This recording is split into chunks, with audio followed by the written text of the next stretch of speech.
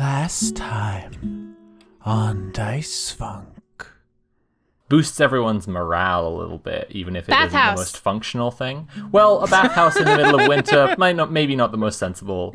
No, because it's warm. Everyone can be warm together. I was thinking first of an ice rink because it fit naturally. So Kat draws this Venta, Slime, and Aze operation on the wall, and you all can see this, and the little figures slightly animate, like almost like a GIF, and like cutting into Aze's head, and there's a spray of blood, and the little animated slime figure like laps it up. It's very like, hieroglyphic, so it's like big drops shoot up, and they go into your mouth. Yeah. But Nobi smashes more of the smashable stuff and goes, "Where are the rocks?" Kat, you leap forward at Venta. What happens when you leap is unexpectedly, instead of Venta striking at you, the shadow peels off the wall and grabs you. Oh, hey, it's one of those dream things. Nice. But then, like, the sight of his mother being just, like, blown apart across the room fills him with an ungodly rage. And, like, from across the cave, he just, like, launches like a rocket. Just, like, his whole body is just a torpedo, and he just slams into Venta. Neellith will get in between if necessary and just start shouting, "Something evil has overtaken this person. Do not take it out on this person. We need to fix it. Not." Ooh, I think Sun, Moon, Stars would really be into a demon because they're part angel. Oh yeah, that's so that it's gonna forbidden be stuff. like, ooh, like a little bit of role playing. Well, bad boy. You know? I don't think anybody in the village could lift that, but Farmer Applewhite, you need to be a giant to lift that. I'm just a little lady. Look at my little hands. Look at the tiny little wrists. I couldn't lift it. Silly. We have a dream horse. We do. They would know more about the quarry than anyone in this village would, so... If you said I had been bad, it would make things bad for you. And the one thing you can tell about its face is that it does not have one. Nice. I was following the pack, all swallowed in their coats, with scarves of red tied round their throats. They keep their little heads from falling in the snow, and I turn round and there you go. And Michael, you would fall and turn the white so red as strawberries in the summertime.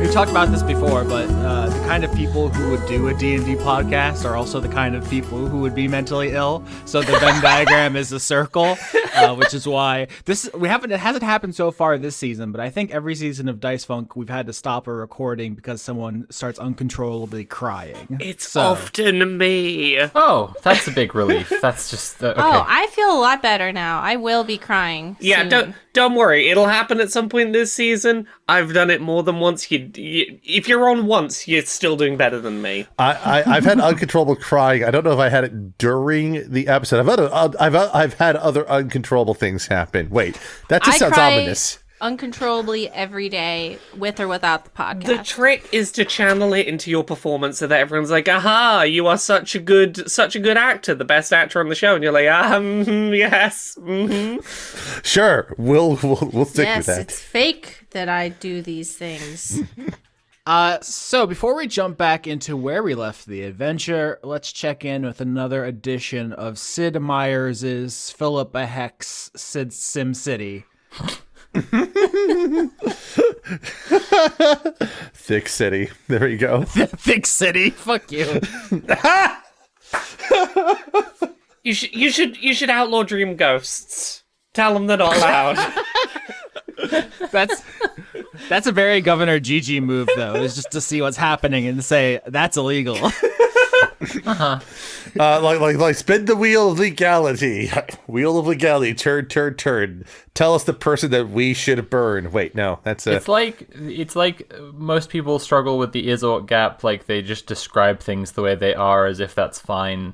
Gigi is the exact opposite way around. Like things that shouldn't be according to him, he's just like, I will just write a law, and then it'll be fine. All right, so you're at your desk, Philippa. You're researching infrastructure. I think your 2 projects so far are a permanent crossing for the Tarn during winter and an ice rink. So good luck. Yeah. But who strolls into your office while you're researching that is Shoko the Gremlin. That makes sense. That's utterly unsurprising. Yep, she walks in, making eye contact, doesn't say anything, walks over to the suggestion box, still not breaking eye contact, reaches into her pocket, pulls out a handful of leaves, puts them in the suggestion box. Wait, no, Still not breaking eye contact. No, before she does this. No. This is the point at which Philip is like, okay, Shoko, you can... why don't you just tell me what your suggestion is today? Why don't you just tell me? That's so much less fun. Decipher the leaves. I think sorting through a bunch of leaves is unfun, personally. You're so boring. I like Gigi. He played my games. What is your suggestion today, Shoko? My suggestion is that you don't let your secret police read our minds without any reason. What? Read your mind? Oh, you mean Neellith? Yeah, Neela just came over to my house and cast detect thoughts of me like I wouldn't notice. And I think that should be a crime. Are you sure she did this? Austin, don't the rules say if I only do surface level, no one can tell? It's not a crime if no one knows about it. Here, I'll read from the spell description. Either way, that's whether you go surface or deeper, either way, the target knows that you're probing into its mind. Oh, fuck. Okay, I'd have been using this spell a lot less frequently. I legitimately thought they had no idea unless I, fucked around deeper. Mm-hmm. Yeah, the deeper is a resistance. They cannot resist the surface, but they can roll to resist the deeper. Well, that's my fuck up for not reading the spell properly. Listen, that is the doom of being a spellcaster in any sort of tabletop I thought I game. could consequence free just have a little skim around the surface. It's not like Magic the Gathering where all the rules are just written on the cards and there's no confusion about the rules mean. I mean, the rules ever. are written, I just don't read them enough. This brings up a very good discussion of the rights of people who are around empaths. Like betazoids, no one gave them consent, and yet Captain Picard is there getting read. Not to date this episode, but a lot of people are talking about the new Life is Strange game where the character's main ability is called empathy, but then they showed a trailer at E3 and she's straight up just hearing people's thoughts without their consent. And people are like, that's not empathy, that's mind reading. She also, in that game, she also talks about how she tries to suppress it as much as she can because she doesn't like doing it because it changes people permanently. And she's like, I don't know. We're delving into some of the same themes right here on Dice Funk, your friendly neighborhood podcast. Your friendly neighborhood podcast that everyone steals ideas from. Anyways, back to it. Well, Shoko, what were the Moistwatch talking to you about? I can't remember. Something about a horse? Okay, were they looking for a horse? Philippa knows what they were looking for because she assigned them to look for the thing, but she's just going to live in Shoko's delusions to expedite the conversation. Yeah, if you press Shoko for an actual answer, she will eventually summon the energy to think back and say, yeah, the Moistwatch asked about some rock they were looking for she didn't know about, and the quarry, which she didn't know about, and she said, go ask your horse. Well, what do you think that Neellith was looking in your mind for? So if she has a good reason, she's allowed. Is that where we're reaching? Because I don't know. I don't know. That's how we should conduct business. Shoko, it is worth examining. Our social contract is what we are figuring out when we talk about the law and when we also talk about community and the systems of policing, right? here on up on Mount Grendel, we have certain ideas of individual liberty, but among dwarven cultures, it's much more common to think about collective power. And under those systems, they care a lot less about cooperating to help with investigations, for example. Do you think the dwarves have ever thought about Bofa? No. Don't do it. I care a lot about role playing, and I'd like that to be on record. What's what? I don't know. What's Shoko? What's Bofa? Thank you. Bofa these nuts. And Shoko exits the building. Oh, no. It's just one of those things where, like, okay, you can just see it from a mile away or a kilometer or two away. Just like, I have to continue. I'm really hoping that Shoker is so proud of that joke that they forget that they're upset about Neellith. I think Philippa is like mouth agape as Shoko leaves, and then after a minute, like comes to the door and like yells after her in the cold, like both of these nuts, Shoko. I like to think that was Shoko's like villainous speech, but instead of like a long villainous speech about revenge for getting their mind read, it's just both of these nuts, and then. People are saying it's better than the Joker. Yeah. Anyway, I think that when the Moistwatch are next in town, Philippa would want to consult that thread. That is something that would be on her mind then. Yeah. Yeah. I'm leaving all these on your doorstep like a cat brings dead mice and just littering up your stoop.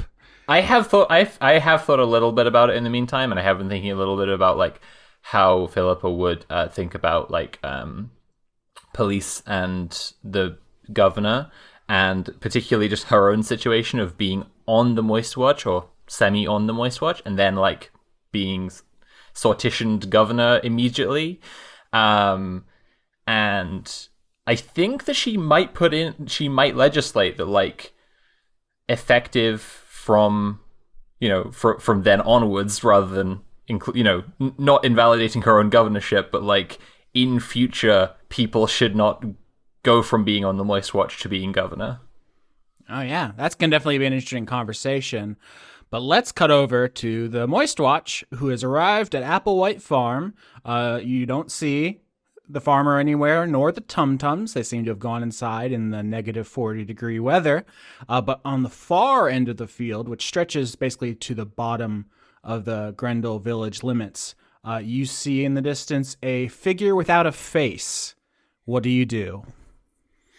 I was gonna say look him in the eye, but that's not gonna work.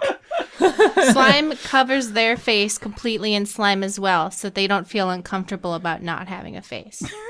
Okay, very nice. Cat looks to Slime doing this and then like shakes their head forward so that their mane flops down across their face and like adopts the same position. Makes perfect sense. Thank you. You say we can see a person with no face. Is it recognizable who this is with no face? With the perception rolls we made at the end of the last episode, no. No. Ozzy is just going to start approaching the person with no face. Can I do an Arcana or Religion one? Roll? Okay, so we have two things going on at once here. Ozzy, you can unlock the gate and start making your way there. Slime, if you would like to check your brain sauce for faceless people. Actually going to be nature. It's going to be nature? All right. Yes. It's still +5. Thought you had me. You didn't. I knew that it's an intelligence skill and you're a wizard, so I actually didn't think I had you. Holy fucking tits! It's a natural 20 +5. I know everything. Wow. Okay, Ozzy, you start walking onto the property, and Slime, you know absolutely everything with a crit, and you can choose to share this with him as he goes if you want. So this is a yokai. It's called a Nuppera Bow, also known as a no-face. You may be familiar with them from the Studio Ghibli films Pom Poko or Spirited Away. Yep, very aware of them. Don't feed it. It is what it eats. Don't let it eat you, unless you're good. Actually, let it eat you. So yokai have a very wide range of behaviors and dispositions. The Nupperabo are famously very mischievous, not necessarily immediately hostile, although they do have a capacity for violence if that is an option, if that becomes necessary. But they are not like bloodthirsty 24/7. They're more mischievous until be given a reason to fight. So Aze, you open the gate and you walk on to Applewhite Farms. Mm-hmm. Does this yokai follow Spirited Away rules, or is this separate rules? You got a crit, so I have to give you everything, which is you have every reason to believe that this, I'm just going to call it a no face because that's easier. I'm probably fucking up the Japanese pronunciation regardless. You don't think it is going to be dangerous unless it has a reason to be. It loves to play jokes and tricks, and as Aze enters the property, actually it starts moving like perpendicular to the party, and you have the feel, you assume a trick is forthcoming if you pursue it. Okay, but specifically, if it eats like a greedy little frog, will it become a greedy frog? No. Okay. You don't think it follows Spirited Away rules to the letter? No. Okay, all right, just checking. Can other people ask questions via slime? Sure. Like assuming they asked slime and slime knows. Okay, I guess Nobi would be like, can we make it work can we make friends with it? The answer better be yes. The answer better be yes. I'll say that yokai are like fae creatures, which is to say that they have language and culture, but they are to our sapiens difficult to have an understanding of. They can seem wildly unpredictable. I think you could probably reach an arrangement with a yokai that is not inherently hostile, but you will never be 100% safe. I kind of want to see this thing prank Aze. Yeah, I want to know what's going to happen. Seems fun. Yeah, this is great. So the party starts talking about this as Aze crosses. They don't share it with him just to see what'll happen. I mean, a little bit. Sure, Yes. that's fine. For Cat and Nobi's part, I can say 100% yes. I imagine that if this thing's going to do a harmless prank, then letting it do its prank might make it feel positively towards us. Can we give it like a knowing wink of like, oh no, we know what you're gonna do. Like watch it. Like the harmless prank somehow does 40 damage to Aze. I don't know how, but it just does. Yeah, roll dexterity saving throw to avoid the prank.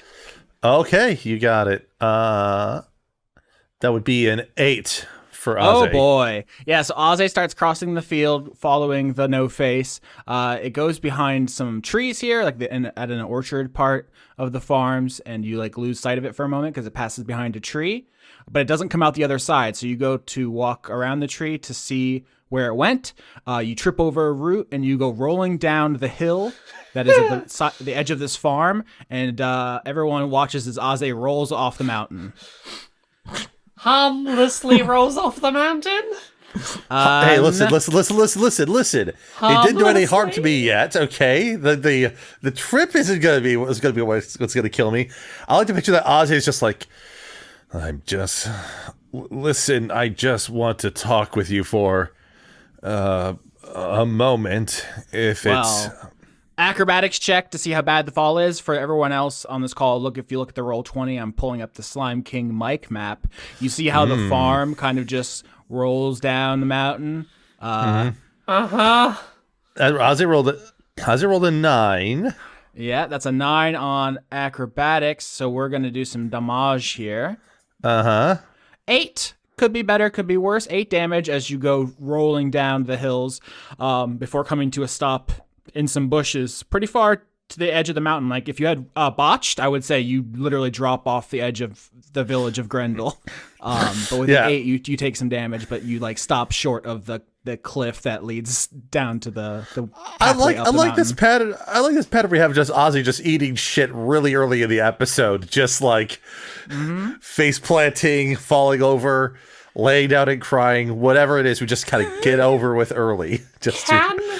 Can Neellith give the no face like a big thumbs up and see whether they seem to be like, yeah, you get what I'm about?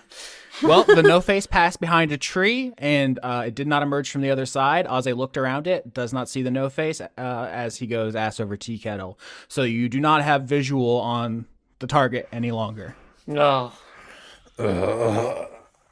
Great job, friend.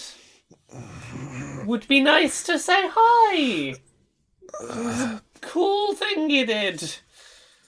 Should we continue to Farmer Applewhite or make a new friend? I mean, we should probably make sure Aze's okay. New friend doesn't seem a bad idea. Better than new enemy. Yeah, so it's just like Aze's seen like walking up a pathway the long way around, just sort of like still rubbing at his face a bit. If there's no sign of this yokai again, I suppose like it makes sense for us to head to Farmer Applewhite if this thing hasn't resurfaced. All right. If you go over to the big farmhouse and knock on the door, you'll hear Farmer Applewhite say, "Come in." And you can come into her farmhouse, and you find her curled up on the couch, got a big, heavy blanket, a warm cup of tea, probably some tum-tums in here, rolling around, sniffing things. Some of them are back at the tum-tum. Yeah, the tum-tums. Confinement area that Slime built. I was going to figure that there was a tum-tum under the blanket, just like... Oh, yeah. There's a tum-tum here who has his own blanket.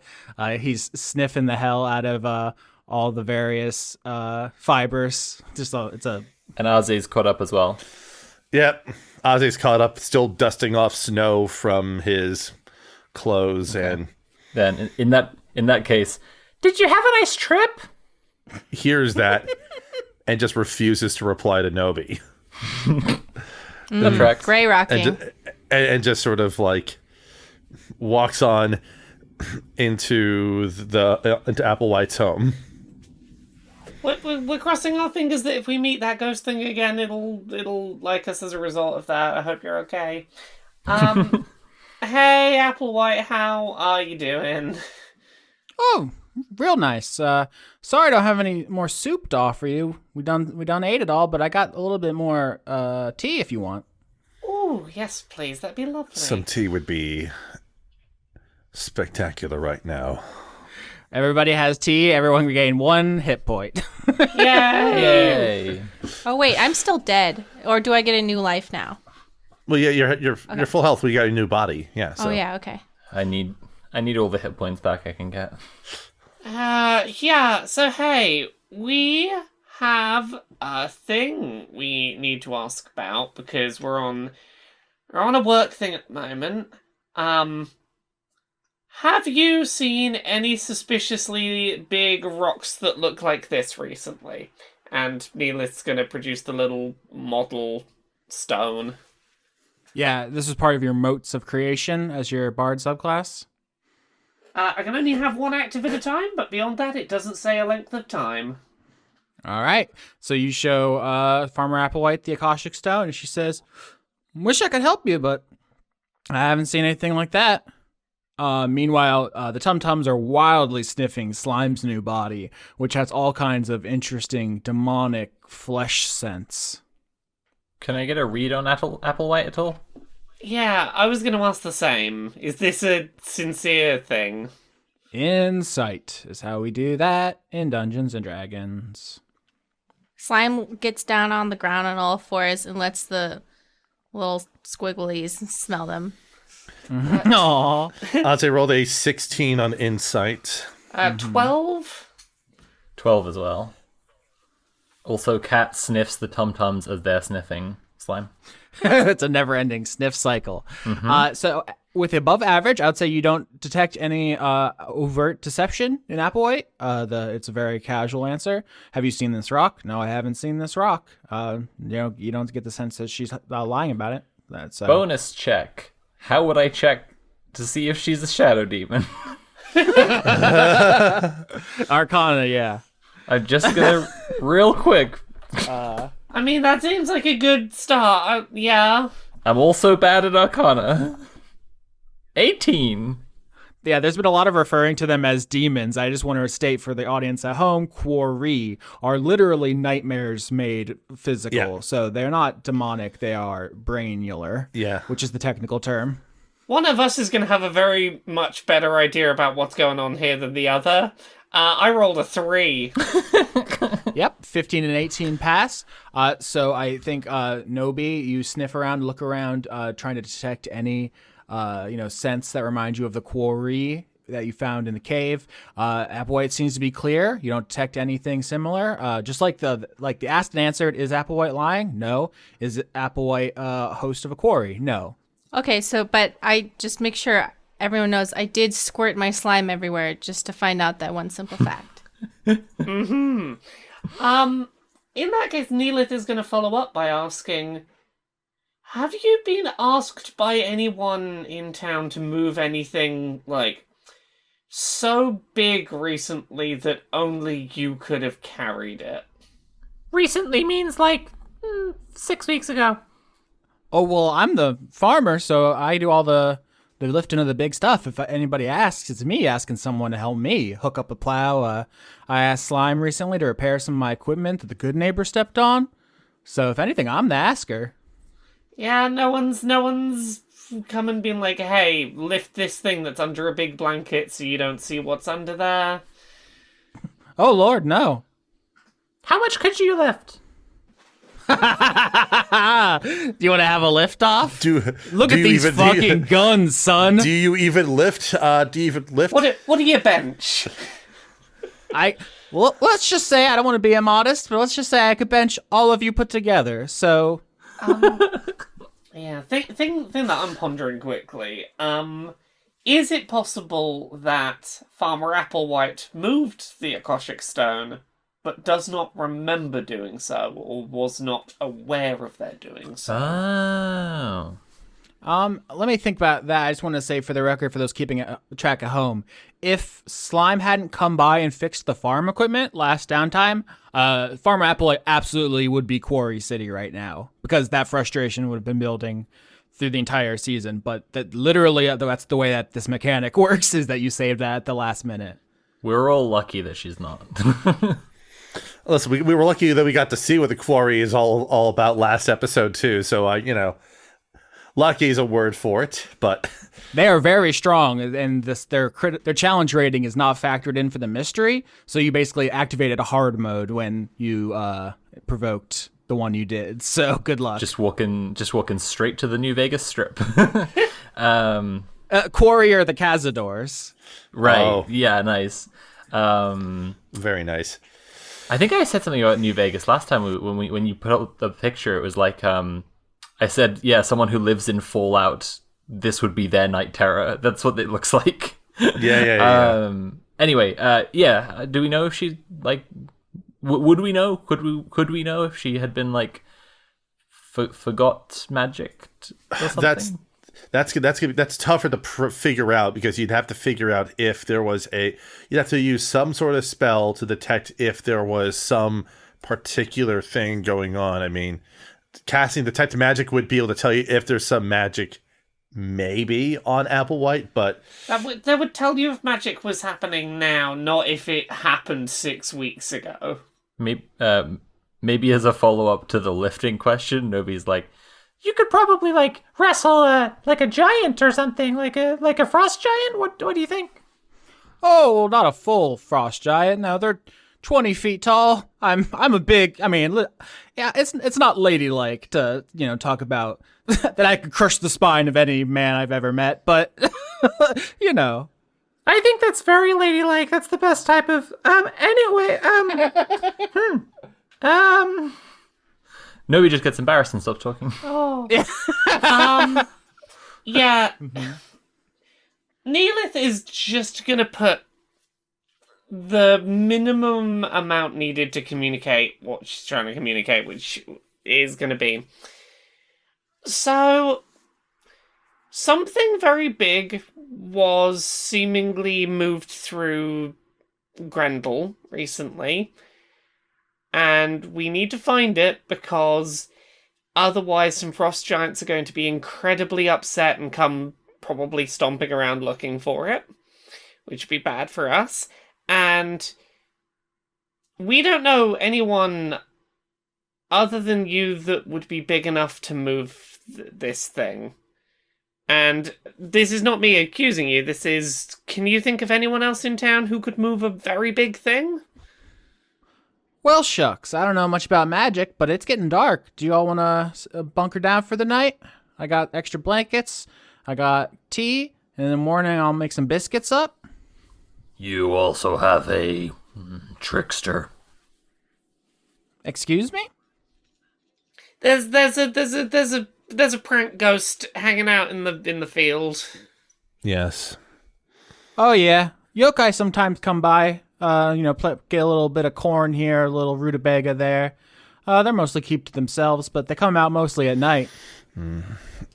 So I suppose we don't need to worry too much about it for the time being. Well, night's falling as we speak. Must have had a big day investigating. You all tired? Yes. A rest that would restore stats seems beneficial. I mean, it would just be a short rest. You don't get a long rest. Aw. No, is sleeping overnight not a long rest? Not in Dice Funk anymore. A long rest is end of arc. So yes, rest seems good. All right.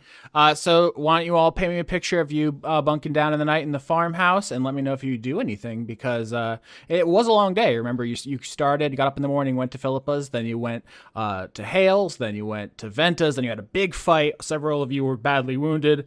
Then you went all around town, ending up at the governor's.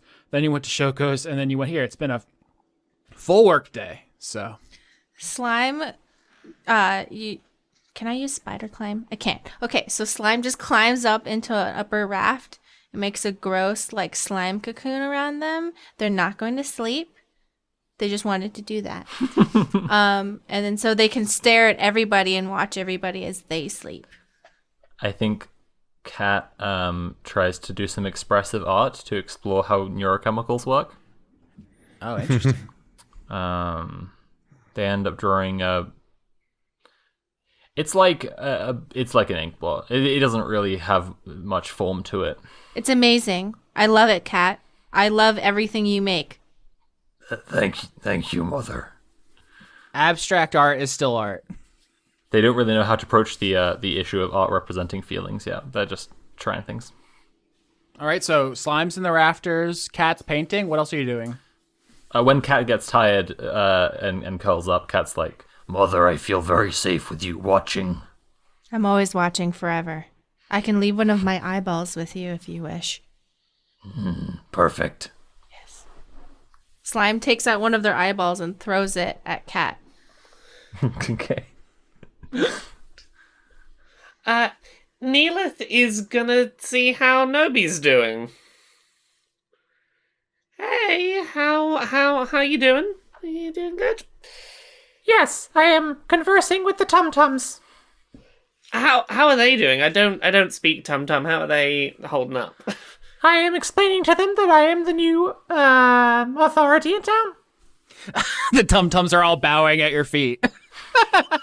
It is going very well. You've not been telling them you're a god, have you? No, simply their commander. Oh, fuck. I mean, you said they were bowing. Too late. Yeah.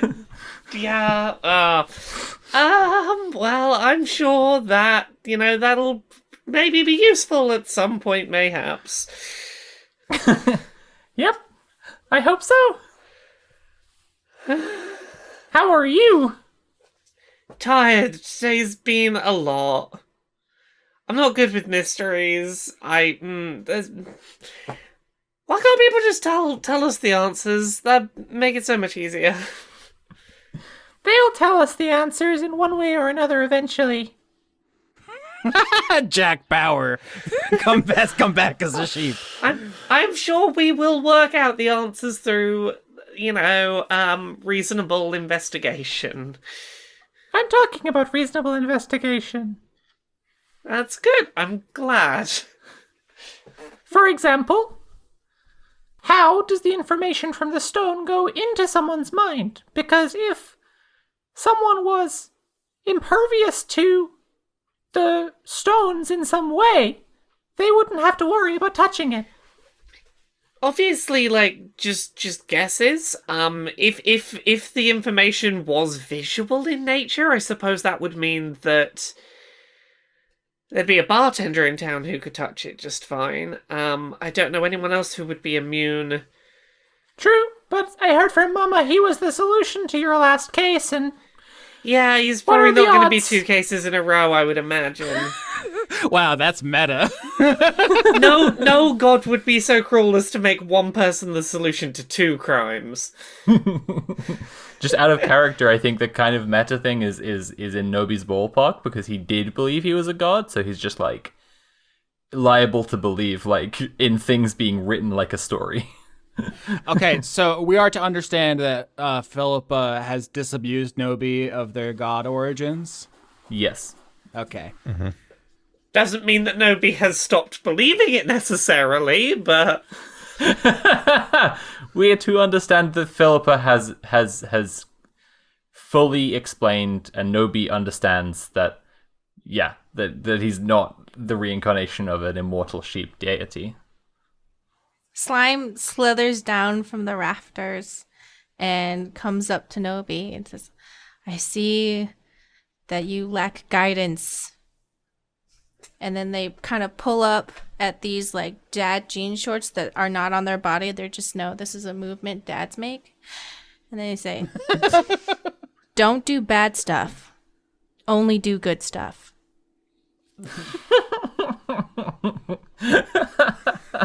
I love the laugh there. That's just Damn. Parenting's easy. Cat has turned out perfectly, and so I feel as if I know exactly what I'm doing in all instances of childcare. Aze's probably just settled out on the floor somewhere, probably near some of the tum-tums. And he's a little, like, uncomfortable sleeping for the most part because, well, he's not home at the moment, even though home may not be the most comfortable place for him to be in either. He's not in a good place in that respect. So mostly he is just going over so he's going over some of his just general notes, looking at some of the charts that he has and trying to sort of like divine what he can through the charts to figure out either just some guidance mentally or at least some clarification. But he has been kind of keeping a bit to himself, mostly to stay away from Nobi as much as he can. As you shift uncomfortably on the floor, unable to sleep, Farmer Applewhite snoring on the couch, Tum-Tum's rolling around, sniffing, bowing to Nobi. You have an 18 in passive perception, so you actually notice some movement out of the corner of your eye, which is at the window at the front of the farmhouse. There's movement outside the window. Aze just sort of pulls himself up carefully and goes to check at the window first. Does he see anything particularly? He looks through the window? With your passive 18 perception, you look out the window and you see several figures moving across the field. Because you saw them earlier, I'm going to say that you are fairly confident they are no faces out there amongst the crops, but there's more of them now, moving with some purpose and erratically. Aze just sort of stares at that for a few moments, eyes bleary, before he just lets out a slow sigh and then carefully steps on outside to kind of just get a read on where these no faces are going. Yeah, why don't you roll me survival? Survival, huh? You got it.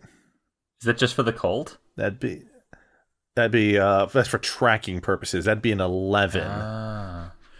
So yeah, with just above average, I would say that they do seem to be moving with a united purpose. They're not wandering. They're doing something, but with only above average, you don't know what that is.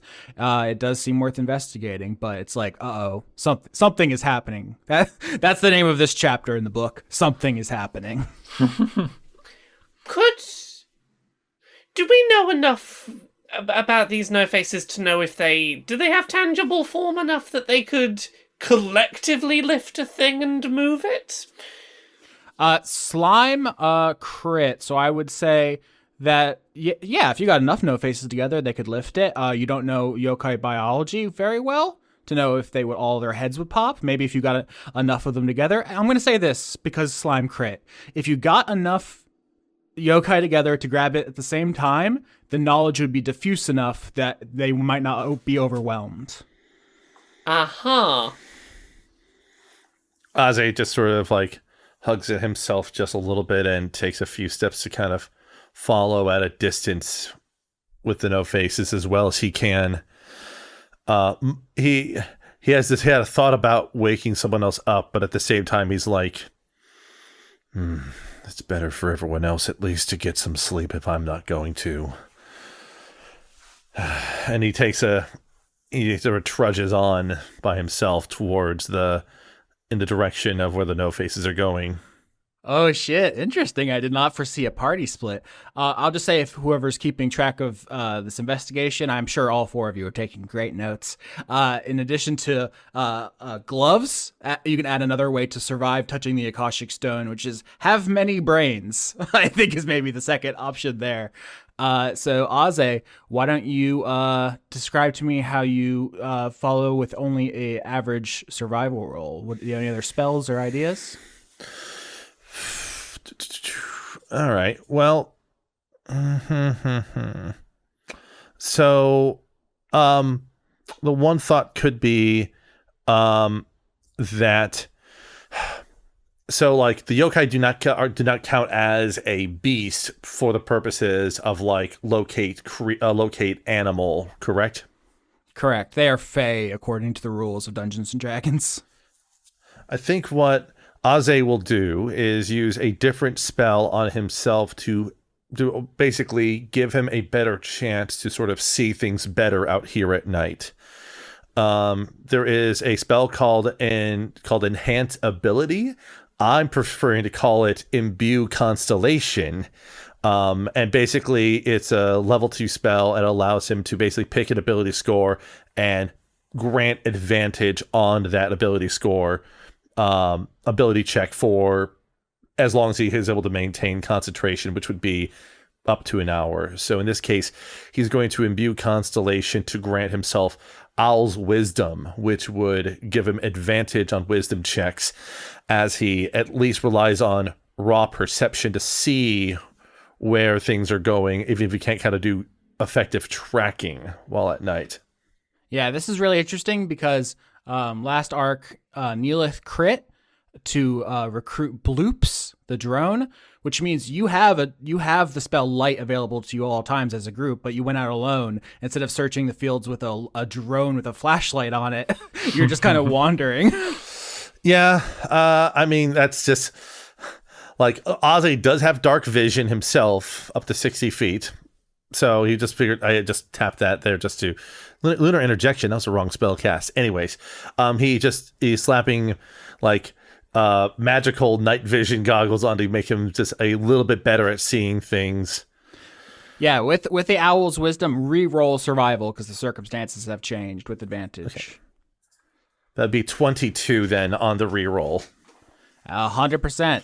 So your body glows with the constellations. Your night vision goes from like an 80s movie like Predator vision to like actual modern military night vision. Mm-hmm. And you were able to track them more clearly. They seem to be retreating, sensing your approach and going to the other end of the field with a 22. It's effortless for you to follow their movement through the crops and see that they have gone to an old well on the property, and they seem to have disappeared inside of it. Either they are heading in there as a place to hide from, or they're just retreating back from having done something. Given the fact that they've given me a fall once today, I fear trying to take any further steps closer without some sort of support. And finally just decides to make the trek back to the farmhouse to wake up someone else within the party.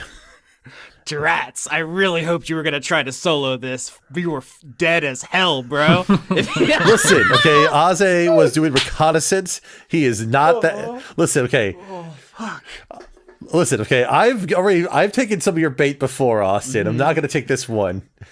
Audience, he just walked right through a minefield, just dick out, completely unaware. Oh, fuck, he was so close. Where's the fun in not doing the thing that fucks everything over for all of us and ruins our time? Where's the fun in avoiding that? Here's the thing. Ozzy doesn't know it's a minefield. Does he? No, and Skitch has more to do with his character before he loses him, so this is a good decision, I think. Yes, okay, like this is one of the reasons why he did not put the name to Sortition. I'm like, wait a minute, Ozzy has a character arc I need to resolve. I have at least two more bits of I put my name in there, because fuck it. I have like 2 more bits of backstory to write, maybe like 20 plus pages, because I'm like that. Anyways, Ozzy will return to the farmhouse, and I think he will move to wake Neellith. All right. Before anything else happens, roll me Constitution, because it is so balls out cold here that you are in trouble if it got Saving throw in this case? Absolutely. All right. I'm going to treat this as a concentration check, so we'll see how. So that would be a 17 with the -2 for concentration checks in this case. Absolutely, yeah. You bundled up before you left, so no consequences now. The Venta fight was in the cave, so I didn't roll for that, but that also would have been a case of exerting yourself in the cold. So that could have been another. Like, it's out here, folks. Oh yeah, I'm lurking in the shadows. Yeah, like Aze returns, rubs his arms to kind of warm himself up before making his way carefully over to Neellith to gently nudge her awake. Hey?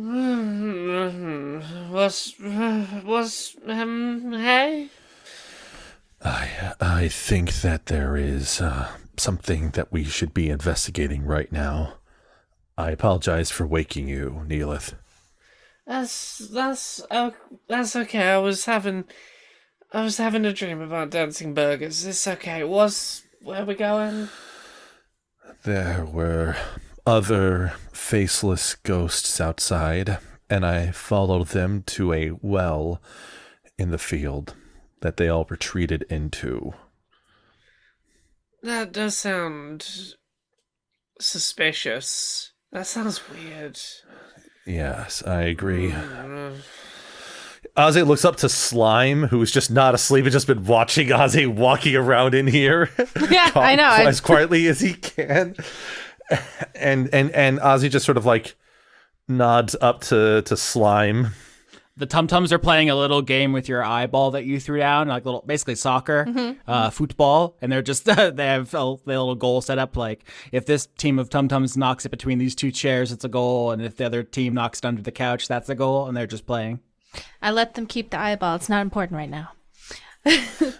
Yeah, but Ozzy makes a gesture towards the door to leave, and so you want me to fly down the well, I'm guessing, just float on down there?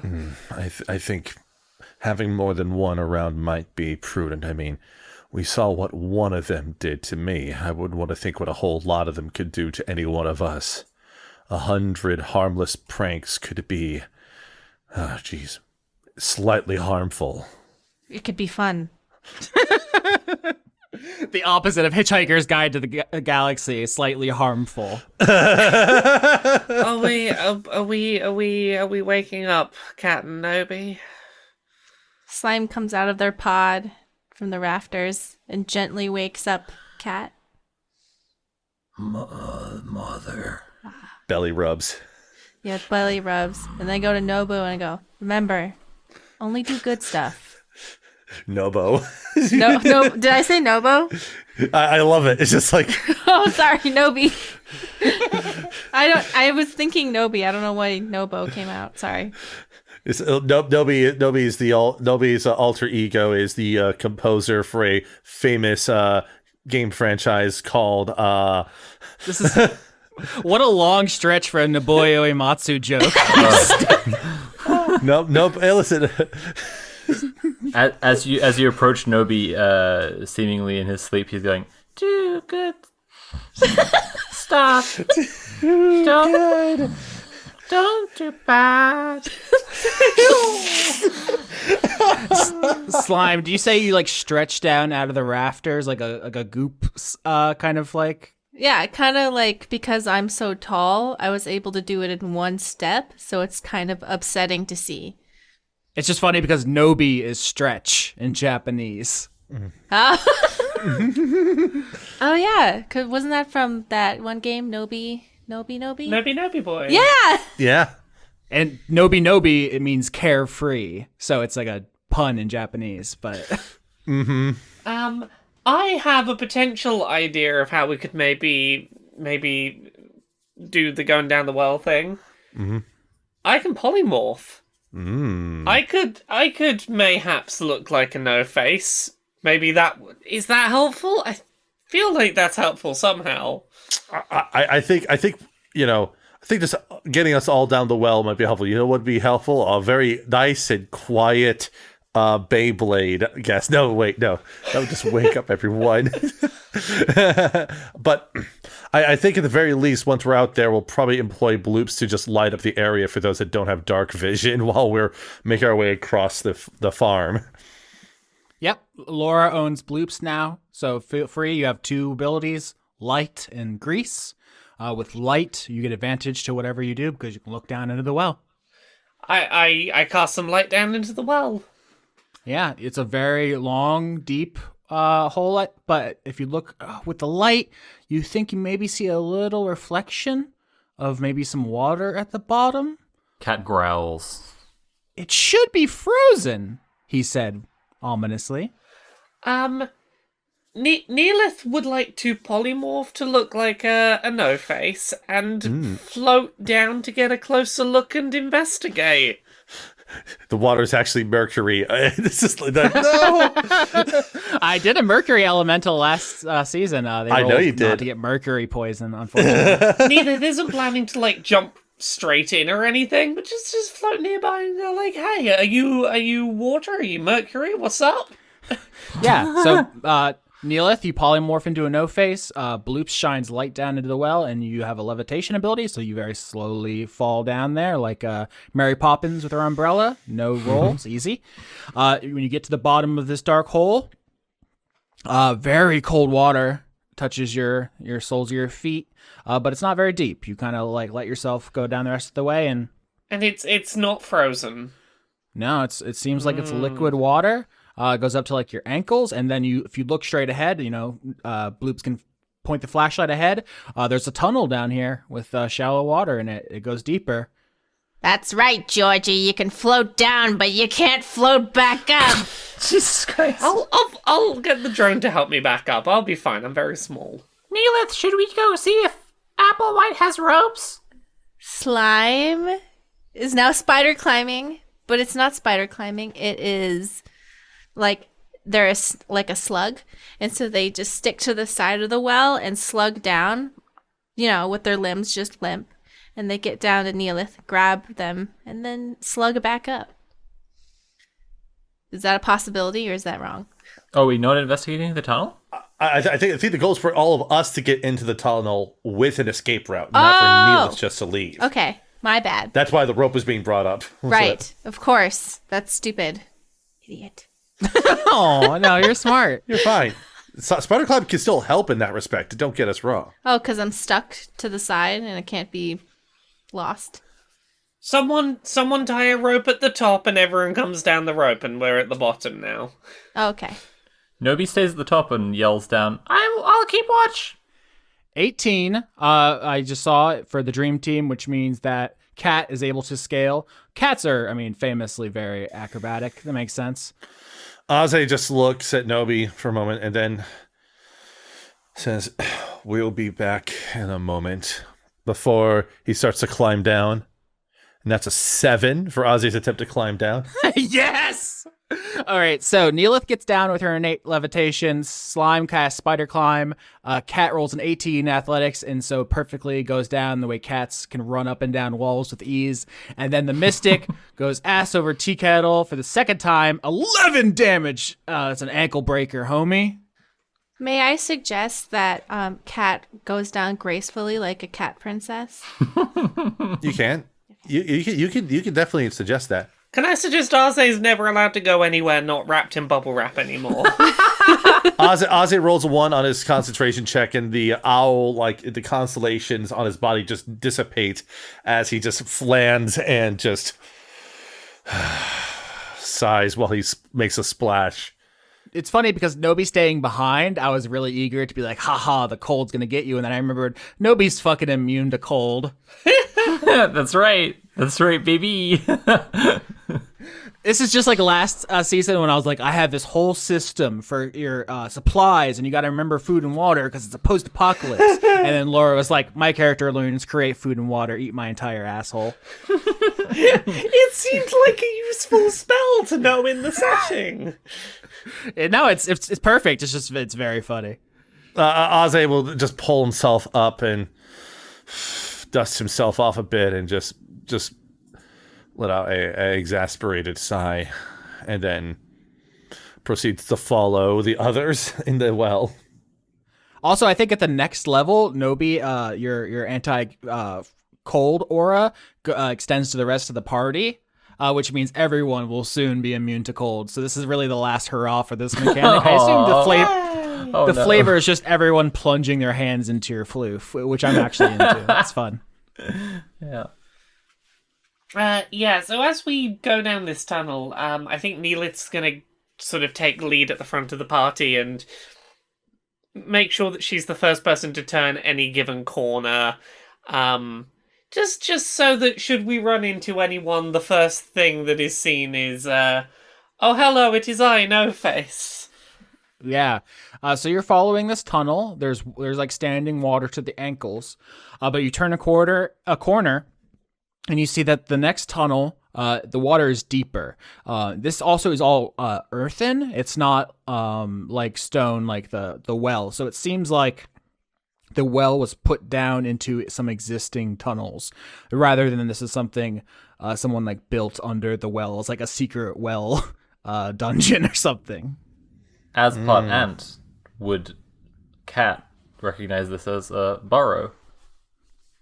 Think because slime crit earlier on the No-Face, I'm going to extend that knowledge to this moment, which is that yokai have a affinity for water and mountains specifically. We already talked about Spirited Away earlier. If you'll recall that film, the protagonist goes through a tunnel and sees like a dry riverbed, and she crosses it. And when she does, she enters the world of the yokai, and the river rises behind her, cutting her off from the human world. So water is like a liminal space. Right, so we're in their world now. That would explain why they frequently show up at this farm specifically. As I was just peering about and trying to see if there's anything of interest other than just what we're seeing. The answer is no, but we... Well, the answer is roll survival. That's a 21 for Aze. Okay, so the druid steps forward and says, let me take a look at this deeper water in this tunnel. You kind of... stick a toe in there. It feels less cold because you're farther away from the outside weather, but you feel movement further up the water. You're not alone. There are things in this water. If you continue, you will meet the things. What do you do? Aze just realizes everyone else, like, yeah, it appears that there are creatures in the water ahead. Mother, we should go back. Be brave, little one. Unless you're perceiving something, then tell me more. I imagine these things are probably immune to hypnotic pattern. I'm sorry, Laura. I'll get to use that spell one time this season. You did. That's how you used it on Cat in the first episode, and that's what distracted them to get nuked by the beam. So, once in like 20 episodes. Good use of a slot on my sheet. I'm being Austin. We love you. You're great. Aze just sort of like motions to Neellith to move forward and looks to the others to sort of just assure them to just stay near and everything will be okay. At least that's what he thinks. You can't use lunar interjection here. There's no moon to shoot through the ground. This is not like a summon in Final Fantasy 15 where you just summon something and it just blasts through the ground. Anyways, So to be clear, you know there's something in the water, potentially something dangerous, and you just everyone wades into the water. That's a valid choice. I just want to make sure that's where we are. I would like to cast Unseen Servant and ask my Unseen Servant to have a bit of an unseen route around and try and work out whether we need to worry about what that is. All right. Do you want to read Unseen Servant to the audience? I should pull it up if I'm going to do that. Here's me assuming I remember how a thing works. Yeah, so this spell creates an invisible, mindless, shapeless force that performs simple tasks at your command. It has an AC of 10, 1 hit point, 2 strength, can't attack. Dies if it runs out of its 1 hit point. But I can tell it to go do simple things. All right. So you make an invisible servant. It enters the water. This is very Amnesia: The Dark Descent because it's invisible in the water. If you've ever played that game, it's very spooky to be moving in a dark area and something's gliding through the water, but you can't see it. Mm-hmm. And so it gets up to where, further down the tunnel, where Aze sensed movement. And there is a number of splashing sounds that all kind of erupt out of the water. There is a struggle. The unseen servant's literally invisible, so it's hard to describe something being wrestled with while it's invisible. But basically, 4 figures come up out of the water, grab it, sensing it from the movement in the water, and drown your unseen servant in front of you. Okay. Can I electrocute the water? we're standing in it. Oh. Wait. I mean, so there's 2 tunnels. There's the shallow water one you're standing in and the deep one that it turns into. There's absolutely, if you want to shocking grasp the deeper water on a lower level, you will absolutely nuke these fools. But also, we won't get electrocuted, though? Correct. I would like to cast Shocking Grasp on the water, please. Yeah, we can roll for this, but I think it's going to do quadruple damage, so I assume you kill all 4 of these creatures. No! Slime has some tendrils shoot out of the tips of their hands down into the water and just, like, jumper cables the water, like, super hard. And then everything just, like, sizzles up and, you know, not only has the things we're trying to kill die, but also, you know, a bunch of fish. Ecological disaster. Well, there's no fish in the I've the committed tunnels some under sort here. of rare fish genocide. Not anymore. I mean, after that, I saved us, but at what cost? They were part of the local ecosystem. This was an untouched body of water for thousands of years. These were an endangered species of fish, and they were all killed in one instance. We actually just killed a Nat Geo crew documenting the fish. That were drowning anyone who came after them. Yeah. So the 4 bodies that float to the surface in the deeper water of the second tunnel are Kappa, which are a kind of yokai which are famous for drowning people in rivers. The icon I had prepared to use for them in the combat, which we're not going to have, is the Pokemon Lombre, who is based on a Kappa. Editor's note: Sophie yelling "no" was a reaction to No, we killed Lombres. The knowledge that our foes have all been vanquished, and Austin adding in Lombre, the evolved form of Lotad, into the Roll20. Heartbreaking. He'll never get a chance to grow up and become a Ludicolo now. No. So for those who aren't aware, Kappa are kind of like anthropomorphic turtles. One of their more notable physical features is that the top of their heads have a kind of dish, like a depression. The Japanese word is Sara, which water collects in. And the Pokemon Lombre has a lily pad that fulfills that function. But it essentially is exactly this mythological creature otherwise. The Kappa are it's what your grandma tells you to not go in the water. Otherwise it's going to come get you. Yep. That's the mythology explaining why so many people drown.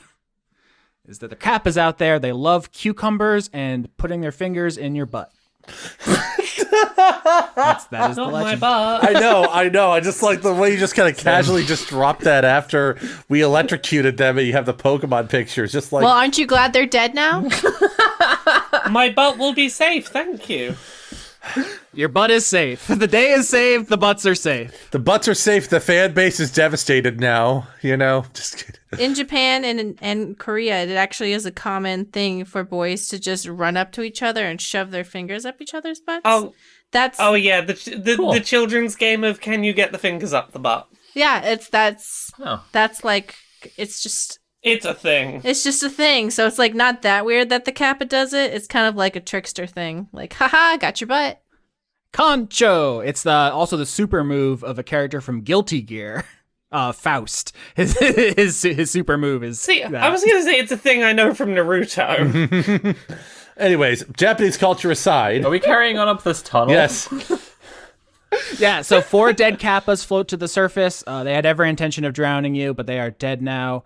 You see that further up the tunnel, it empties into a third room. What do?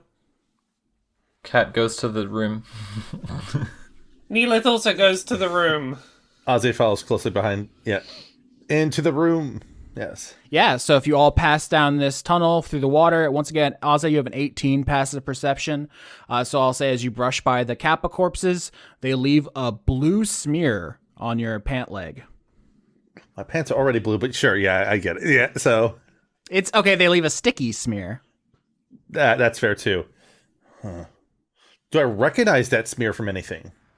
Roll medicine. Medicine, huh? Okay. 23. Hell yeah. There's a very strange blue goo that comes out of them. You see, it seems to maybe take the form of whatever blood they have, but you don't think all yokai inherently have blood. They're like magical creatures. So that seems weird. Also, the blue looks exactly like the construct Neellith keeps making of the Akashic Stone. Can Cat munch on one of these? One of these boys? Just take a little chomp. Yes. Constitution save. Saving throw did not get poisoned by the... Is your brain about to explode with knowledge? Come on. The Akapa Stone. Real bad roll. Real bad. 5. It's a 5. Oh boy, roll it bad. Folks at home, roll bad. It's like he bit the cat bit to the Akapa Stone and now it's gonna die. Wait, if we all hold hands like in the end of the Guardians of the Galaxy, will that work? So let's first things first. Cat takes a bite of the Kappa once he sees Ozzy has stopped to see the smear on his pants. You take 11 damage as your mind is assaulted by images. You see groups of giants gathered together. You see the wind whipping at someone's face while they're giving a sermon, as if you're seeing it from their perspective.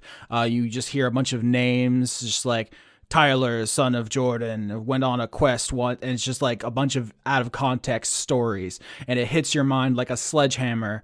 You get dizzy, kind of stumble to the side, and then it abates. Ah, Mother, there are neurochemicals in these turtles. I see you've been burdened with the weight of knowledge. I won't let that happen to you again. Where is it, though? Can I eat it? I have a question. Can slime safely touch this with... Because slime is many, many, many, many, many organisms. Will that spread out the knowledge? All right. Slime bites into the Kappa and injects all their slime and starts digesting them. All right, so Cat, you're dizzy. You kind of stumble to the side. You say, the turtles are full of neurochemicals, Mother. And then Slime, who once again is infesting a giant, terrifying demon body, begins doing a fucking horror scene on these corpses. Well, I am puking onto the corpses and then sucking it back up like a fly. I think that's still a horror scene. I think that's... Yeah, you didn't contradict what I said, Mark. I just wanted to be more specific so everyone knew. It's like in the movie The Fly. It's like you say, like they committed a war crime. They're like, no, that's not what I did. I just said this. Like, you're not contradicting what's being said. I wanted them to know which war crime I was committing. Okay, and you have the charisma of Jeff Goldblum while you do this. Yes. Mm-hmm. Yeah, so slime, you begin to go fucking ham on these bodies, and it's really gross. It's like one of the scenes from Resident Evil where you come upon a zombie eating a person to kind of establish how gross they are, and everyone just stands around in horror. You see all these disconnected stories and the memories and thoughts of the Scalds of the Frost Giants. They hit your mind, but your mind is 100 million minds, and so it diffuses throughout your consciousness, and you do not have to roll Constitution or take damage because, like I said before, I think Laura asked, could multiple yokai grab the stone? And I said, well, if there's multiple brains, they can kind of spread out the pain, and that's exactly what happens here. Slime does not die.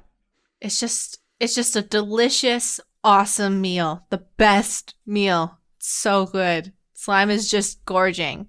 Cat isn't watching in horror. Cat is proud of their mother. I will say that the R&D department, though, is kind of hung over the day after. They're just like, we kind of pulled an all-nighter processing that, and whoo, that was a lot. I mean, good work, team, but that was a lot of crunch. Yeah, they all just each get one piece of information, and now they have to figure out how it goes together. Takes forever. A lot of crunch because she bites through the skulls of these cats. See, I gotta get in there. The joke has layers. Yeah, but it's fun because, well, maybe because I'm hungry, but I'm like, crunchy outside, like crunchy outside, enlightening inside, gooey middle. Yeah, so you ingest all this these kappa, this blue goo.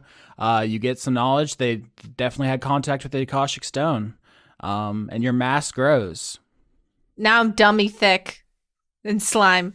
We better keep looking down here, huh? Do we press on into the next room? Yeah, so we can explore this, but let's press into the next room. Boom. I gained vast, endless knowledge of random events. That is honest. That is probably the best lead we've had this entire day. How I feel after listening to a true crime podcast. I have vast knowledge of random events. All right, so we're in the next room. Yeah, the party walks to the edge of this tunnel, and you find yourself in the aquifer, which is the source of this water under the ground here. There's a big basin full of water. It seems like you could dive down into it, and you would be able to be fully submerged. But the important thing is, all around the edge of the room is this walkway, and there are a dozen no faces all gathered around it. It seems like they have retreated into this room, hoping you wouldn't follow, and then hoping the kappas would stop you from finding them. But you have found them. Do I recognize any one of them? Do I recognize one of them? No, they are humans with just smooth faces, like a Ken doll's pubis. Damn. Why could you just say mannequin face? You didn't have to be Ken doll's pubis. I was hoping to be able to point out the one that made me fall earlier. And I mean, you could just take the initiative and say, I point at one and say, you. Okay, how many of them? 20? I would say a dozen. Okay. So Aze points to the sixth one clockwise from where Aze will point at that one and be like, if it was you that I saw earlier in the day, that was a nice trip you put upon me. They make no obvious reply. They just kind of shuffle awkwardly in place. Can I do perception or anything to see if they seem like they're afraid of us? Mm-hmm. Insight, yeah. Okay, yeah. Aze can roll insight, but he's going to say also, we are not interested in causing harm upon any of you. I got a 1 on insight. Ozzy rolls a 19 as he's like, we are not interested in causing harm upon any of you. We are simply looking for an object that might be here. With a 19, Aze, I'd say you point at that one, and the way it looks to the other ones has a kind of resignation. I would say you read its body language. They don't have mouths, so they couldn't talk to you if they wanted to. But the body language says to you with a 19, man, I didn't want to have to kill these guys, but oh well, now we're going to kill these guys. I hope in the background of this slime is just putting their electrified hands back toward the water. Well, I will repeat, they are not in the basin of water. They are standing on a walkway around it, yeah. I would like to cast grease on the platform that the thingies are on. Oh, fuck, that's good. Okay, yeah. Oh, shit, I didn't think of that. All right, I gotta... That's real good. 3! Okay, so Slime, if I'm reading your mind correctly, Mari, what you're trying to do is grease the walkway, knock them all into the basement, and then electrify it? I just wanted to make sure that, well, you gave me more. I was just hoping they'd fall down because I was scared of them and I wanted them to be immobilized. Okay. In real life, they're very scary and I just thought make them fall down. Mm-hmm. So, did they fall down? With a 3, yeah, they all start slip sliding and falling into the basin if you shoot gunk out at it. Electric. Well, wait, is everybody outside of the basin? Yeah, we're not in the basin. Yeah, we're not in the basin Okay, yet. I mean, all I can right. jump in the basin. Do you want Ozzy to jump in the basin? He No, can. no. Let me just do an athletics check. Just making sure. Don't jump. No, I'm if you- casting shocking You grass. just want to Don't make sure jump in. shocking grass hurts as many people as possible. That's fine. Cat grabs Aze by the scruff of his neck like a kitten. Aww. To stop him from jumping in. Ozzy wasn't going to jump in, but you can still grab him and pull him back for safety reasons. Aze starts to slip and slide as well for absolutely no reason. So Cat picks He him was up. standing on the ledge here. Like, let me do the deck save to see how he's slipping and sliding. Yeah, he rolled a 21, so he's barely keeping on. He can't. He's about to fall into the water, and then Cat saves his life. Perfect. So, Slime does another jumper cable into the water. Shocking grasps. We're going to assume that. Should I roll for that? They have more health than the Kappa, so I do need a roll, but it's going to be a good one. All right. Should I do the hit DC +8 or just the damage? Okay. Because you can hit the water. So also just realize that deck save was a natural 20. I just blew a natural 20 on a joke save. Go me. 15. All right, so grease has a range of 60 feet, so you can just spray this grease all on the walkway. They start slip sliding in, and they, one after another plunge down in. I think if we were playing this on graph paper, I would say that you couldn't hit the entire walkway with the grease, which has only a 10-foot square centered, but you can do it twice if you want. Do you want to do that? Bloops could do one of them, save a slot. Mm-hmm. Okay, thank you. Yeah, and so you all just start spraying grease in the walkway. They all go slip sliding in, and then you jumper cable the water. 15 damage is times 4 is 60. 60. So you burn through a bunch of them, but then their charred carcasses start trying to pull themselves out. They actually still have a little bit of health left. Let's roll initiative. It's going to be an incredibly short fight with this amount of HP, but I have to be honest about the numbers I had prepared. It rolls a 6. 10. 11. 14. Slime rolls a 20. 4. 4. Oh, this is going to be a short combat. I hope you're ready for this to be a short combat. Yeah, Neellith, you're up first. I'm going to cast Thunder Wave. All right. Yeah, I have to do a con save. Just a sec. Yes, a con save. 15. 15 is my number. So what does that mean? Tie goes to the roll, so I save. Okay, so half of 7 is 3.5. 3. Gets rounded to a 3. But it's times 4, so that's like 12.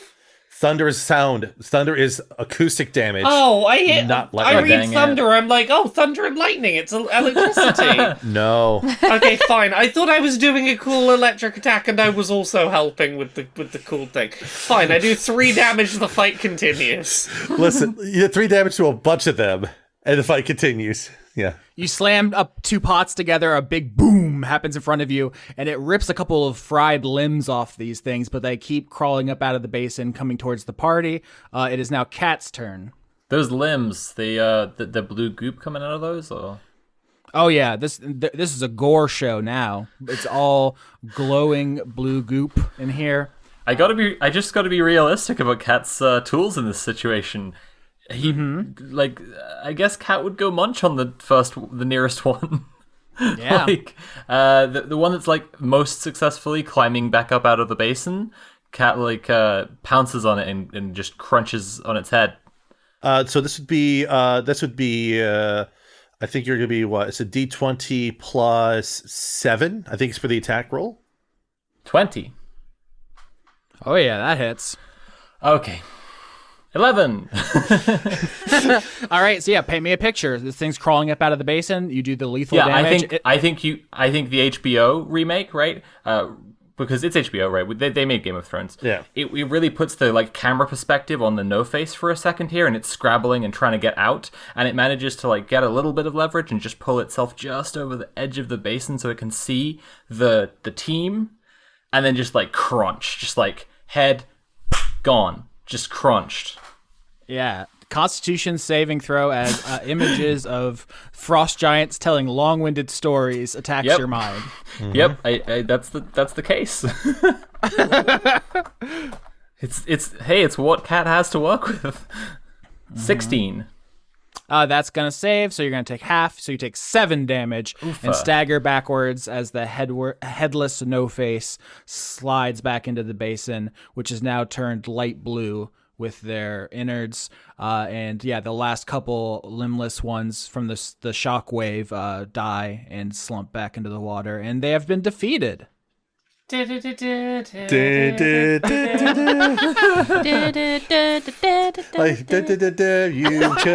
a war crime. It's fine. It's ghosts. You can't do war crimes against ghosts. Ah, so you make the rules? Yes. If it's a ghost, it's fine. I'm gonna have to ask a law professor if that's true. That doesn't feel true. Austin, where in the rule books does it say it's a crime if you do it to a ghost? Wait a minute. Let me pull up LexisNexis, type in ghost crime. Let's see. Oh, there's a British case from the 1700s. Actually, it says you can do whatever you want to a ghost. You're right. Yeah. Man, British law's fucked up. It sure is. Also, man, ghosts do not have rights in England confirmed. Got it. It's also not that triumphant a moment for the victory noise, right? It's like we just electrocuted a bunch of people into soup, and then Cat like took damage from crunching one of their heads. And getting back to the scene of the crime, Aze is just thinking, I have a feeling that the stone is either in the water itself or nearby. I'm assuming down the bottom of some water where it's going to be very hard to get, would be my guess. Mother, I am learning more stories. Do you like it or you hate it? Jury's out. Reflect on your brain chemicals. Paint on it. The stories are cool. The pain is not cool. Aze will take a moment to apply some healing on Cat in particular. Let's see here. Aze will flip on one of the starry forms to go into the cycle, and then he will use a first level dignify on himself. Aze heals 16 on himself. He will use a second level spell slot on dignify to heal Cat. 3d8 plus 5. Actually, no, it's 3d8 plus 10. I forget. That's 18. All right, so the party's healing up. What do you do? You said that it seemed like the water might be deep in this room in places. Correct. Yeah, the basin is much deeper than the water you've encountered so far, and there's more to explore here. We would just need to roll for it. Yeah. Neellith wants to try and investigate, is there maybe a big glowing rock down the bottom of the water? Okay, so you said the word investigate, which is an investigation roll, but the water is an athletics roll to swim down. So those are two separate things. Which one do you want to do first? Athletics makes sense to do first, I think, because you can't investigate unless you've gone down there. Well, there's more to investigate in this room, but that's... Oh, okay. I'm going to athletics. I'm going to try and... Can I get advantage because I'm a squid in water? I would love that, but that is not the kind of squid you are. I understand this, but also, Austin, I'm a player. I am legally obligated to ask. Fair enough. Now, if you were a merfolk, that'd be one thing. 9. All right. So with a 9, Neellith, you get down into the water and you immediately start getting hit by visions of long-winded sermons, of poems about great feasts. The blood's in the water, right? Shit. Yep. So you take 10 damage, and with only a 9, you can swim down, and the blood gets in your eyes, the goo gets in your eyes, the body parts start hitting you. It's real rough in here. You see, here's what I'll give you. You failed, so I'm not going to give you a deep, textured understanding of this basin, but I will answer a question honestly, which is, you do not see the Akashic Stone in the basin. Okay. Can Slime do it? I'd like to investigate the room also. I would roll investigation for the room. I'm honestly telling you that the stone is not in the water. 9. Okay. 26. Holy tits. And 20 for Aze.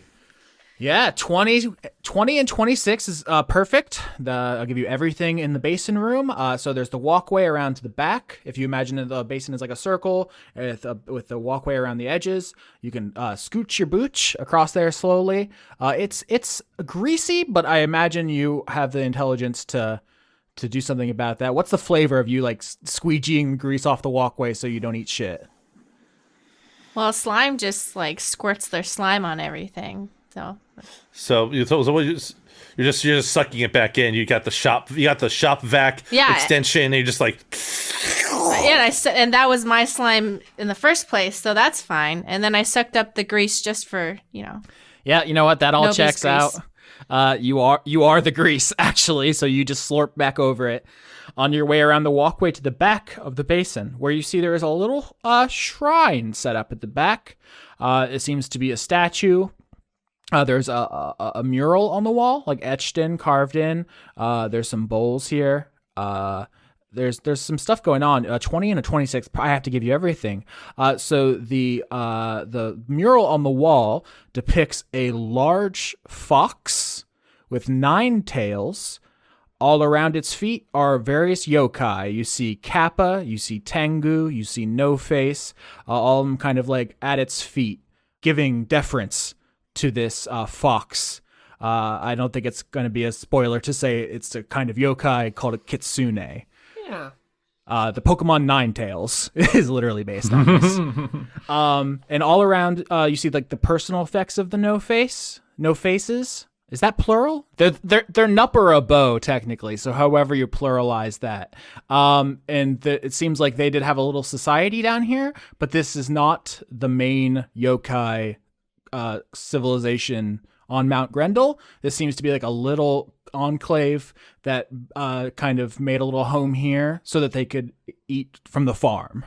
They made a little community here so they could steal from the farm more easily than if they lived in whatever the main yokai community is. And this little relief tells you that they still want to show respect to the kitsune, who is more powerful than them and who presumably has some kind of authority over the local yokai community. But that yokai is not here. So there's a shrine. There's a shrine that would be to a kitsune, and there's no stone here, though.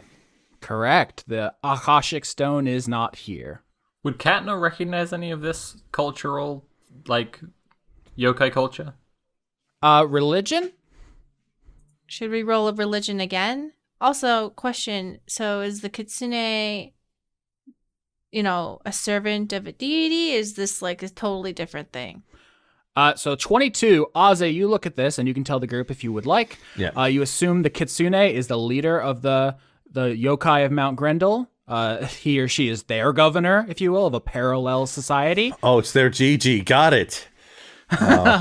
Hidden from the world, as is the yokai's way, almost always separated by water. You assume that these yokai you just killed came into contact with the Akashic Stone, but did not get it for themselves. They presumably were part of whatever group stole it for this kitsune. So you need to find it, and presumably the actual heart of the yokai population in Grendel. Well, needless to say, the stone doesn't appear to be here, but we have, as I've noted, found our best lead yet to getting to the bottom of all this. You got a 22, so I'm also going to add on to that you don't know where the yokai village is in Grendel, but there are some leads, and also this kind of dovetails.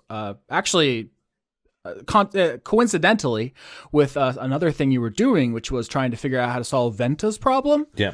Your lead for that was to talk to the alebrije, which has knowledge of the quarry, which is another problem you have. But because of how you solved the Baku situation by keeping him alive, the alebrije can get in contact with the Baku, who is a yokai. Okay, and right. who would know more. Presumably, obviously, they live in the Dalcor, so they're not super connected to the yokai community on Mount Grendel. But if anyone would know what the yokai on Mount Grendel are up to, it would be a yokai who has visited Mount Grendel. A now vegan Baku. Got it. I 100% expected this character to be dead at this point. I had no idea that the Baku would still be alive, but they are. Well, Aze will relay all this to the party, and just sort of like surmise things like, I suppose our next step is to get in touch with the alebrije and see what we can glean, both for Venta's sake and to possibly get a lead on this kitsune. That sounds like an actual good lead. We did it. We did investigating, and it didn't go terribly. Hooray! Well done, us. Paint me the picture of the group approaching Drip, the shark horse, the hammerhead shark horse, because that is how you can get in contact with the alebrije. Ooh. So Drip. Now, does Drip normally just live in Aze's house? The answer to that, I think, is yes. That is my understanding, yeah. You are roommates in a buddy comedy that's a kind of spin-off web show. So I guess the question then is, just as a little bit of flavor, is the hallucinatory terrain spell still active when they go to get Drip? I don't think so, but I guess that's up to you. It lasts up to 24 hours, but I would say that it's been over a day since he's been there by the time they returned. Applewhite's farm. Yeah. So they approach the Aze's home, the Grendel Center for Cosmology, or Cosmological Center, whatever you want to call it. Aze knocks on the door a particular way before there is, it's like a shave and a haircut 2-bit sort of thing between him and Drip before Aze just opens the door and Drip is standing there. Yeah, Drip is trying on your boots because Drip is always in search of new style. Searching for that drip. Does Aze glances to Neellith about it's like, do you want to give a sandwich to Drip here? Yo, Shores, we need to talk to your spooky friend. Here is a sandwich. It's been nice. It's nice to see you. Can you help us by being a conduit for our mutual friend? I mean, I would find another word than that one. That has implications in our universe. What word? The C word. I'm not going to say it. The audience is going to flip out. Wait, I'm completely lost. What did I say? Conduit. Oh. Audience? Oh. Yes. A vessel. There you go, vessel. Anyway, hello. I'd love to be a vessel, but I would also love to be a vessel for fashion. Do I have any fashion I can offer? I would also love to be a vessel for fashion. I have a favor from a pizza rat. I can ask if they know any fashions. Aze will go into the center and retrieve 2 scarves, applying one on Drip and the other on Cat. Well, Drip has tried on everything in your place, but the pizza rats can bring from the dump any piece of clothing you can imagine. I will cash in my favor with the pizza rat to get some fashion brought. Hey, we're walking here. We're bringing in some fashion. Get out the way. We're going to wind up in a how do horses wear pants conundrum. Do horses wear pants like this or like this? I think the pizza rats can bring for Drip is an, do you know an obi? Oh, gosh. Nice. It's like a kind of Japanese belt. Yeah. Because I'm looking at the art here of Drip that I believe Irefire did. I'm probably pronouncing that wrong. And Drip has a hat, a scarf, one glove, and some of Slime's slime. But his midsection is so lonely, he needs a belt. Mm-hmm. So I think he gets a nice fashionable belt is what Drip will have on his style now. Maybe a muumuu. We don't know. We're not in charge. Maybe a kimono, Maybe a kimono, Hey. Hey. Yo, what's it called? An obi? An obi. It's Hey, we got an obi here, all right? You don't know what it is. You're not cultured. Don't ask me. Don't tell me. Goodbye. Here's your obi. Here's your ubu.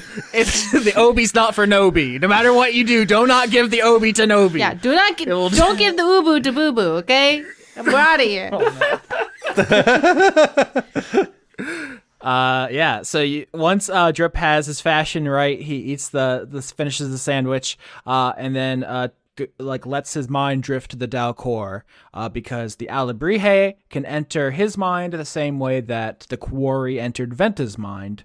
And so after a moment of quiet contemplation, beautiful rainbow patterns break out across Drip's skin, and giant butterfly wings made of colorful magic spread out of his back. This alebrije is a donkey butterfly hybrid. Magnificent. Hey. Hello, it is I again. I am back. Did you miss me? Oh, of course. It has been too long. How are you doing? It has not been long enough for me. This place is fucking cold. It is fucking cold. I know. There's not much we can do about that, but I promise I will invite you to hang out in the summer when it is less cold. Oh my, I do have a delightful belt, though. I love this. I know, right? It's a good belt. The pizza rat knows all the fashion. So, hey, I was hoping you could help me with something. Do you know anything about a big nine-tailed fox thing? A nine-tailed fox. I know this is yokai. Yes, you are wanting to speak to Baku? Baku would be helpful in us finding the kitsune. There appears to be a kitsune acting as a leader of the yokai around here. So getting in touch with the Baku would be one of our requests of you. All right, I get the message to Baku, and I get back to you. You summon me again, yes? You have perhaps even more fashion to give me.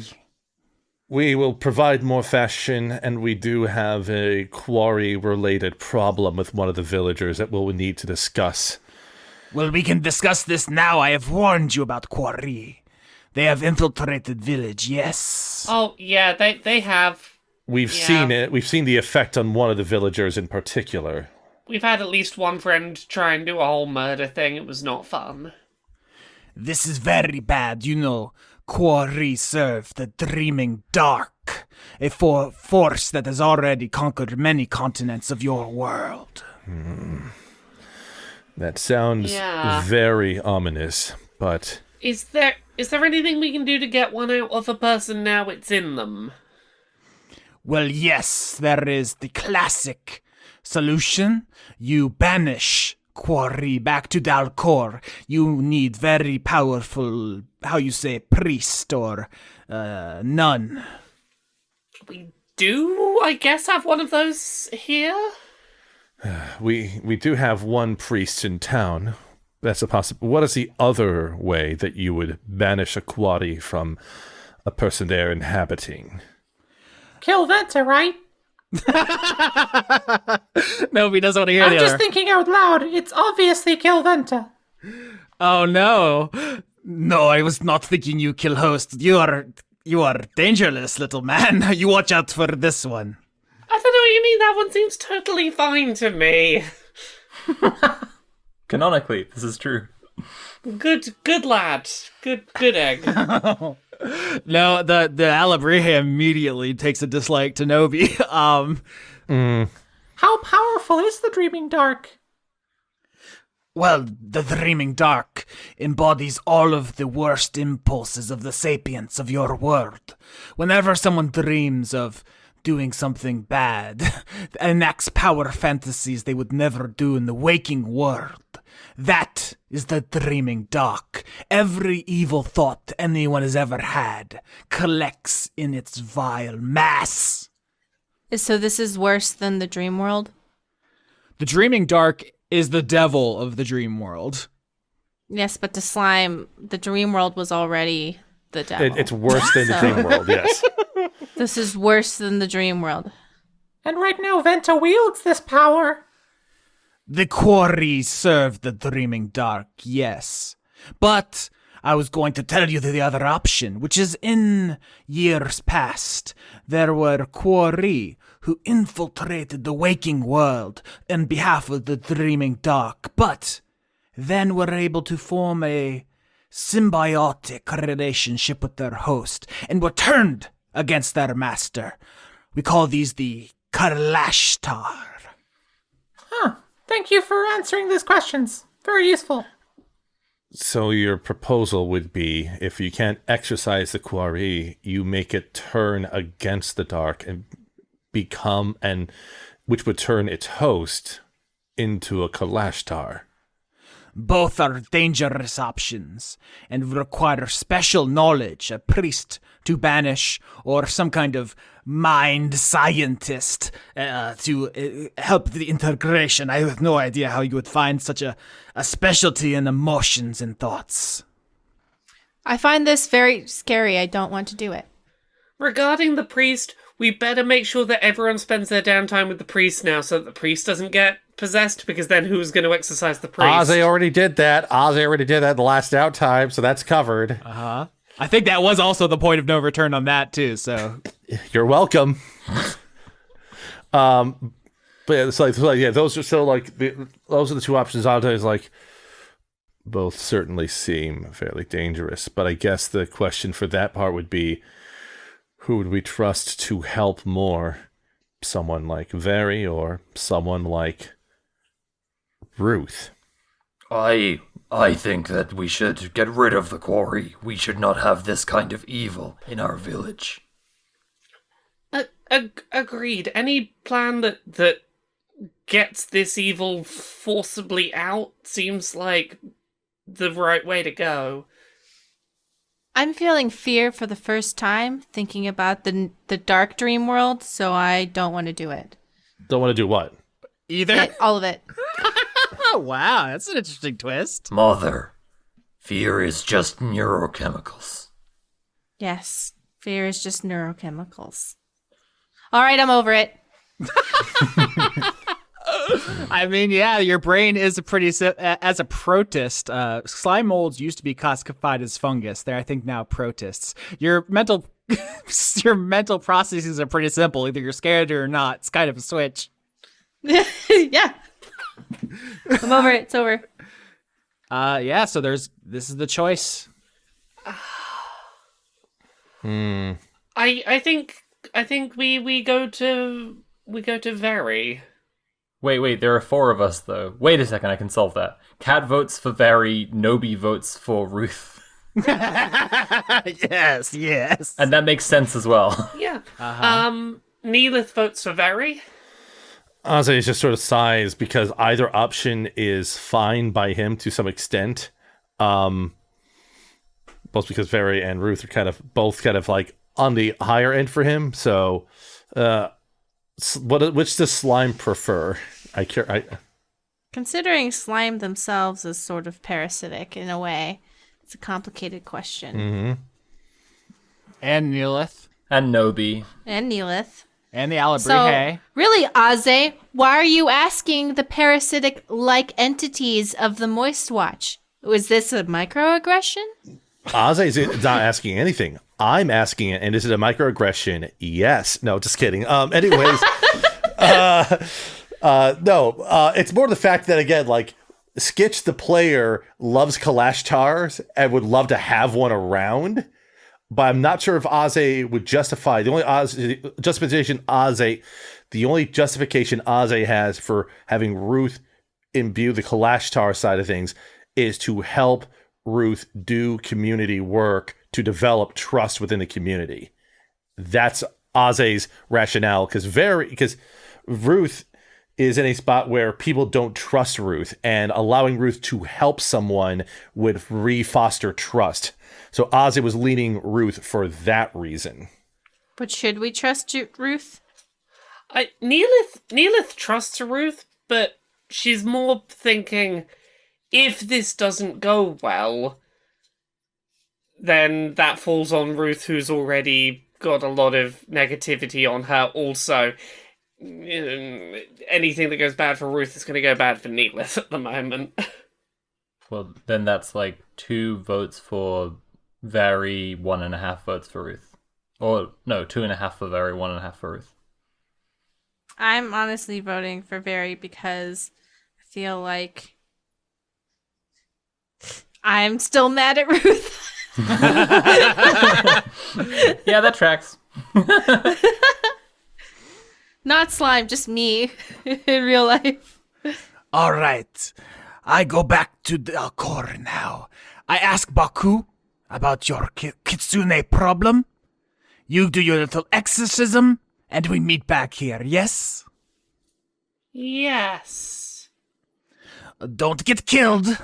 Even the single quarry is very powerful. Probably will kill at least one of you, but there are many more. So if you think about it, they outnumber you 100 quadrillion to 1. So you're probably doomed in the long run no matter what.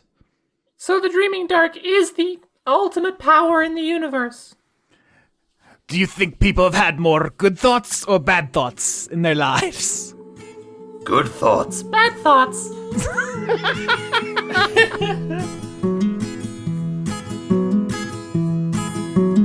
I was following the pack, all swallowed in their coats, with scars of red tied round their throats to keep their little heads from falling in the snow. And I turned round and there you go, and Michael, you would fall and turn the white snow red and strawberries in the summertime.